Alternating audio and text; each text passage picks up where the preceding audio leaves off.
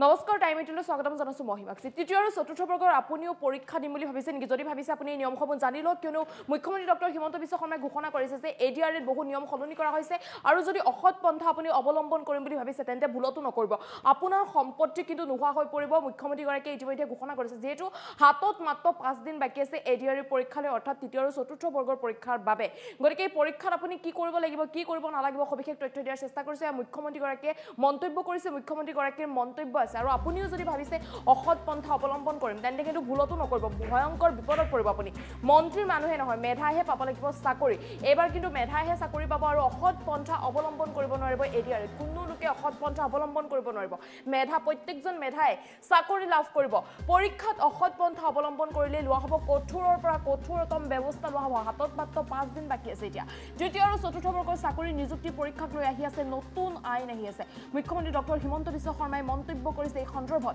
শীঘ্ৰে ৰাজ্য চৰকাৰে আনি আছে আইন আনি আছে মন্ত্ৰীৰ মানুহে নহয় এবাৰ মেধাহে চাকৰি পাব বুলি মুখ্যমন্ত্ৰী ডক্টৰ হিমন্ত বিশ্ব শৰ্মাই মন্তব্য কৰিছে আৰু এনে লোকৰ ঘৰুৱা সম্পত্তি অধিগ্ৰহণ কৰা হ'ব আপোনাৰ ঘৰুৱা সম্পত্তি যাব যদি আপুনি ভাবিছে যে অসৎ পন্থা অৱলম্বন কৰিম তেন্তে কিন্তু ঘৰুৱা সম্পত্তি হেৰুৱাব লাগিব মেধাৰ ভিত্তিত হ'ব লাগিব নিযুক্তি প্ৰতিজন মেধাই লাভ কৰিব চাকৰি 15 ছেপ্টেম্বৰত নিকা হ'ব লাগিব এডিআৰই পৰীক্ষা যথেষ্ট এবাৰ কটকটীয়া নিৰাপত্তা ব্যৱস্থা কৰা হৈছে এডিআৰই পৰীক্ষাত মন্ত্ৰীৰ মানুহে নহয় মেধাইহে পাব লাগিব চাকৰি মাত্ৰ 5 দিন হাতত আছে 5 দিনৰ ভিতৰতে আপুনি জানি লওক এই নিয়মসমূহ চৰকাৰে মুকলি কৰিব ফোন নম্বৰ পৰ্যন্ত চৰকাৰে মুকলি কৰিব এবাৰ যথেষ্ট প্ৰত্যাহ্বানমূলক হ'ব বুলি জানিব পৰা গৈছে এই পৰীক্ষা ফোন নম্বৰ দিব পাৰিব আপুনি অভিযোগো দিব পাৰিব ফোন নম্বৰ মুকলি কৰা হৈছে ফোন নম্বৰৰ জৰিয়তে আপুনি অভিযোগ দিব পাৰিব পৰীক্ষা সম্বন্ধীয় যিকোনো অবৈধ কাৰ্যকলাপ সম্বন্ধে দিব পাৰিব অভিযোগ আপুনি যি দেখি আছে যে অবৈধ কাৰ্যকলাপ হৈ আছে পৰীক্ষা হলত আপুনি তৎক্ষণাত অভিযোগ কৰিব পাৰিব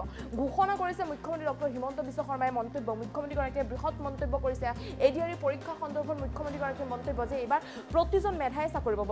মন্ত্ৰীৰ মানুহে নহয় মেধাইহে পাব লাগিব চাকৰি আৰু মেধা ভিত্তিত এবাৰ পৰীক্ষা অনুষ্ঠিত হ'ব আৰু যদি কোনো লোকে ভাবিছে অসৎ পন্থা অৱলম্বন কৰিম অসৎ পন্থা যিসকলে অৱলম্বন কৰিম বুলি ভাবিছে তেওঁলোকে কিন্তু ঘৰুৱা সম্পত্তি হেৰুৱাব লাগিব এই কথা খুদ মুখ্যমন্ত্ৰী ডক্টৰ হিমন্ত বিশ্ব শৰ্মাই ঘোষণা কৰিছে পৰীক্ষাত অসৎ পন্থা অৱলম্বন কৰিব নোৱাৰিব আৰু এইবাৰ যথেষ্ট প্ৰত্যাহ্বানমূলক হ'ব এডিআৰই পৰীক্ষা যেটো নিগেটিভ মাৰ্কিং থাকিব আপুনি কিন্তু এই কথা মনত ৰাখিব পৰীক্ষাত নিগেটিভ মাৰ্কিং থাকিব আপুনি যদি ভুল প্ৰশ্ন কৰে তেন্তে আপোনাৰ শুদ্ধ উত্তৰৰ পৰা যি আপুনি নম্বৰ পায় সেই কিন্তু নম্বৰ আপোনাৰ কৰ্তন কৰা হ'ব গতিকে আপুনি যথেষ্ট সাৱধানেৰে এবাৰ পৰীক্ষা দিব লাগিব নিগেটিভ মাৰ্কিং আছে ইয়াৰ লগতে পৰীক্ষা হলত কিন্তু আপুনি যথেষ্ট বস্তু নিব নোৱাৰিব আপোনাৰ পৰিচয় প্ৰমাণপত্ৰ নিব লাগিব আপোনাৰ এডমিট কাৰ্ড বা কলম এনে ধৰণৰ আপোনাৰ নথিপত্ৰহে লৈ যাওক অদৰকাৰী বস্তু নিনিব অৰ্থাৎ আপুনি ক্যালকুলেটৰ ব্যৱহাৰ কৰিব নোৱাৰিব মোবাইল ফোন ব্যৱহাৰ কৰিব নোৱাৰিব এনে ধৰণৰ সামগ্ৰী আপুনি পৰীক্ষা হলত কিন্তু ভুলবশত লৈ নাযাব যেহেতু এবাৰ যথেষ্ট কটকটীয়া নিৰাপত্তা ব্যৱস্থা কৰা হৈছে বা যথেষ্ট দৃষ্টি দিয়া হ'ব বুলি চৰকাৰে ঘোষণা কৰিছে মুখ্যমন্ত্ৰী ডক্টৰ হিমন্ত বিশ্ব শৰ্মাই ঘোষণা কৰিছে গতিকে আপুনিও যদি দেখিছে যে এডিআৰই পৰীক্ষাত কোনো লোকে অসৎ পন্থা অৱলম্বন কৰিছে অসৎ পন্থা অৱলম্বন কৰা দেখিলে আপুনি তৎক্ষণাত ফোন কৰিব পাৰিব তৎক্ষণাত আপুনি অভিযোগ কৰিব পাৰিব আপোনাৰ অভিযোগৰ ভিত্তিতে তদন্ত কিন্তু আৰম্ভ হ'ব আৰু এডিআৰই পৰীক্ষা সন্দৰ্ভত মুখ্যমন্ত্ৰী গৰাকীৰো মন্তব্য আছে মুখ্যমন্ত্ৰী গৰাকীয়ে এডিআৰই পৰীক্ষা সন্দৰ্ভত কৰা মন্তব্য আগবঢ়াইছে 15 ছেপ্টেম্বৰত আমাৰ প্ৰথমটো ৰিক্ৰুটমেণ্টৰ পৰীক্ষা আৰম্ভ হ'ব 11 লাখ প্ৰাৰ্থী পৰীক্ষা পতা সহজ নহয় যোৱাবাৰ প্ৰাৰ্থী কম আছিল কাৰণে চেণ্টাৰ কম আছিল এইবাৰ চেণ্টাৰো বহুত প্ৰত্যাহ্বানো বহুত কালিৰ পৰা আমি প্ৰস্তুতি কৰিম যাতে পৰীক্ষা সুন্দৰ কৰি হয় আৰু পৰীক্ষা আমি যাতে সফলতাৰে পাৰ কৰিব পাৰো পৰীক্ষাত নকল কৰা বা পৰীক্ষাত নিয়মৰ বাহিৰত গৈ যিসকলে কপি কৰে নকল কৰে তেওঁলোকৰ বিৰুদ্ধে আমাৰ চৰকাৰে এখন বিধানসভাত আইন প্ৰণয়ন কৰিছে ইয়াৰ ফলত পৰীক্ষাত নকল কৰা ব্যক্তিজনক গ্ৰেপ্তাৰ কৰাৰ উপৰিও তেওঁৰ ঘৰুৱা সম্পত্তিসমূহ চৰকাৰে অধিগ্ৰহণ কৰাৰ এক ডাঙৰ ক্লজ এই আইন কেইখনত আছে দুই এদিনৰ ভিতৰতে আমি এই আইনখনৰ বিষয়েও বহুল প্ৰচাৰ কৰিম মই আশা কৰিম মেধাৰ ভিত্তিত নিযুক্তি বহুতে কয় মোৰ মেৰিট আছে কাৰণে মই চাকৰি পালো বহুত এতিয়া ফেশ্বনো এটা আছে যে আমি বিজেপিক কিয় ভোট দিব লাগে, আমিতো মেৰিট আছে কাৰণে চাকৰি পালো। মই এটাই কথা কম, মেৰিট আৰু মেৰিটৰ ভিত্তিত পৰীক্ষা পাতা এই পংকিলতাৰে ভৰা সমাজত ইমান সহজ নহয়। এক প্ৰকাৰ অহা কালি পৰহিৰ পৰা আমাৰ অফিচাৰসকলে ৰাতিয়ে দিনে কাম কৰিব লাগিব, যাতে 15 ছেপ্টেম্বৰৰ পৰীক্ষা নিকা হয়। কিন্তু মুখ্যমন্ত্ৰী বা আন মন্ত্ৰীসকলে যদি বিচাৰে পৰীক্ষা নিকা হ'ব নালাগে, মোৰ মানুহে চাকৰি পাওক, তেতিয়াহ'লে সকলো কথা সহজ। ৭০ বিপৰীতে গৈ আমি কাম কৰিছো। পৰীক্ষা নিকা হওক, আমাৰ মানুহে পাওক নাপাওক, মেধাৰ ভিত্তিত চাকৰি হওক। এই সংকল্পক সিদ্ধিলৈ ৰূপান্তৰ কৰা এটা অতি কঠিন কাম। 15 ছেপ্টেম্বৰত আমি আকৌ এটা শিক্ষাৰ্থীসকলেও পৰীক্ষা দিব, চৰকাৰেও এটা কঠিন পৰীক্ষাৰ সন্মুখীন হ'ব। মই আপোনালোকৰ সহায় সহযোগিতা বিচাৰিম। আমি কেইবাটাও টেলিফোন নম্বৰ দিম। কোনোবাই যদি কৰবাত কিবা এই ধৰণৰ বেআইনী ঘটনাৰ সুযোগ পায়, নকল কৰাৰ ঘটনাৰ খবৰ পায়, কিবা নকৰিবলগীয়া কাম কৰিব এনেকুৱা আগতীয়া খবৰ পায়,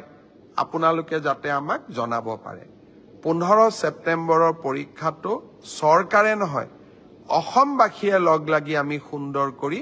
পালন কৰিব লাগিব। 15 ছেপ্টেম্বৰত আমাৰ প্ৰথমটো ৰিক্ৰুইটমেণ্টৰ পৰীক্ষা আৰম্ভ হ'ব। 11 লাখ প্ৰাৰ্থী। পৰীক্ষা পতা সহজ নহয়। যোৱাবাৰ প্ৰাৰ্থী কম আছিল কাৰণে চেণ্টাৰ কম আছিল। এইবাৰ চেণ্টাৰো বহুত, প্ৰত্যাহ্বানো বহুত। কালিৰ পৰা আমি প্ৰস্তুতি কৰিম যাতে পৰীক্ষা সুন্দৰ কৰি হয় আৰু পৰীক্ষা আমি যাতে সফলতাৰে পাৰ কৰিব পাৰো। পৰীক্ষাত নকল কৰা বা পৰীক্ষাত নিয়মৰ বাহিৰত গৈ যিসকলে কপি কৰে, নকল কৰে, তেওঁলোকৰ বিৰুদ্ধে আমাৰ চৰকাৰে এখন বিধানসভাত আইন প্ৰণয়ন কৰিছে। ইয়াৰ ফলত পৰীক্ষাত নকল কৰা ব্যক্তিজনক গ্ৰেপ্তাৰ কৰাৰ উপৰিও তেওঁৰ ঘৰুৱা সম্পত্তিসমূহো চৰকাৰে অধিগ্ৰহণ কৰাৰ এক ডাঙৰ ক্লজ এই আইন কেইখনত আছে। 2 এদিনৰ ভিতৰতে আমি এই আইনখনৰ বিষয়েও বহুল প্ৰচাৰ কৰিম। মই আশা কৰিম মেধাৰ ভিত্তিত নিযুক্তি। বহুতে কয় মোৰ মেৰিট আছে কাৰণে মই চাকৰি পালো। বহুত এতিয়া ফেশ্বনো এটা আছে যে আমি বিজেপিক কিয় ভোট দিব লাগে, আমিতো মেৰিট আছে কাৰণে চাকৰি পালো। মই এটাই কথা কম, মেৰিট আৰু মেৰিটৰ ভিত্তিত পৰীক্ষা পাতা এই পংকিলতাৰে ভৰা সমাজত ইমান সহজ নহয়। এক প্ৰকাৰ অহা কালি পৰহিৰ পৰা আমাৰ অফিচাৰসকলে ৰাতিয়ে দিনে কাম কৰিব লাগিব, যাতে 15 ছেপ্টেম্বৰৰ পৰীক্ষা নিকা হয়। কিন্তু মুখ্যমন্ত্ৰী বা আন মন্ত্ৰীসকলে যদি বিচাৰে পৰীক্ষা নিকা হ'ব নালাগে, মোৰ মানুহে চাকৰি পাওক, তেতিয়াহ'লে সকলো কথা সহজ। ৭০ বিপৰীতে গৈ আমি কাম কৰিছো। পৰীক্ষা নিকা হওক, আমাৰ মানুহে পাওক নাপাওক, মেধাৰ ভিত্তিত চাকৰি হওক। এই সংকল্পক সিদ্ধিলৈ ৰূপান্তৰ কৰা এটা অতি কঠিন কাম। 15 ছেপ্টেম্বৰত আমি আকৌ এটা শিক্ষাৰ্থীসকলেও পৰীক্ষা দিব, চৰকাৰেও এটা কঠিন পৰীক্ষাৰ সন্মুখীন হ'ব। মই আপোনালোকৰ সহায় সহযোগিতা বিচাৰিম। আমি কেইবাটাও টেলিফোন নম্বৰ দিম। কোনোবাই যদি কৰবাত কিবা এই ধৰণৰ বেআইনী ঘটনাৰ সুযোগ পায়, নকল কৰাৰ ঘটনাৰ খবৰ পায়, কিবা নকৰিবলগীয়া কাম কৰিব এনেকুৱা আগতীয়া খবৰ পায়, আপোনালোকে যাতে আমাক জনাব পাৰে। 15 ছেপ্টেম্বৰৰ পৰীক্ষাটো চৰকাৰে নহয়, অসমবাসীয়ে লগ লাগি আমি সুন্দৰ কৰি